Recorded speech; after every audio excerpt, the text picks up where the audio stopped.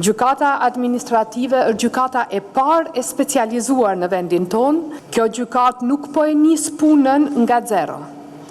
Ajo po e nis punën me një barë të madhe, me mbi 10.000 lëndë të bartura.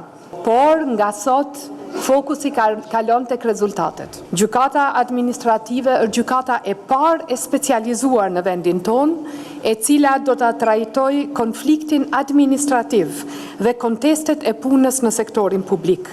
Kjo do thotë se qytetari, zyrtari publik dhe institucioni do ta kenë një adresë të qartë, më profesionale dhe më të specializuar për çështjet që lidhen me administratën publike.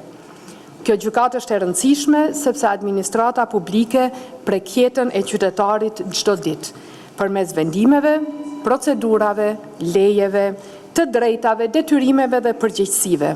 Prandaj çdo vendim administrativ duhet të jetë i ligjshëm, i arsyetuar dhe i kontrollueshëm. Nga sot ky kontroll bëhet më i specializuar, më i qartë dhe më i afërt me natyrën e këtyre çështjeve. Por duhet ta themi hapur.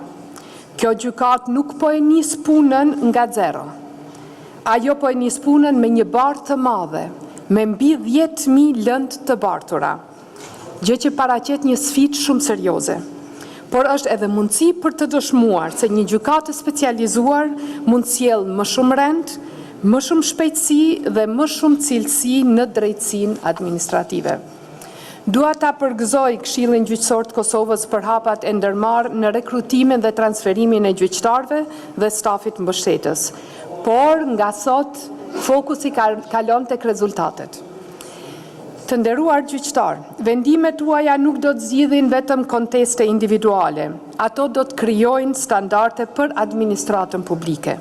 Një vendim i mirë i kësaj gjykate nuk mbetet vetëm në dosjen e një pale, por ai duhet shërbej si orientim për zyrtarët publik dhe si garanci për qytetarët. Sot e kemi ligjin, e kemi gjykatën, i kemi gjyqtarët dhe kemi pritjen e qytetarëve. Ajo që duhet të ndërtohet nga sot është besimi në këtë gjykatë. Besimi nuk krijohet me ceremoni, besimi krijohet me vendime të drejta, me procedura të shpejta, me praktikë të unifikuar, me profesionalizëm dhe integritet. Ministria e Drejtësisë do të jetë gjithmonë pranë jush dhe do ta mbështesë gjyqësorin në këtë proces.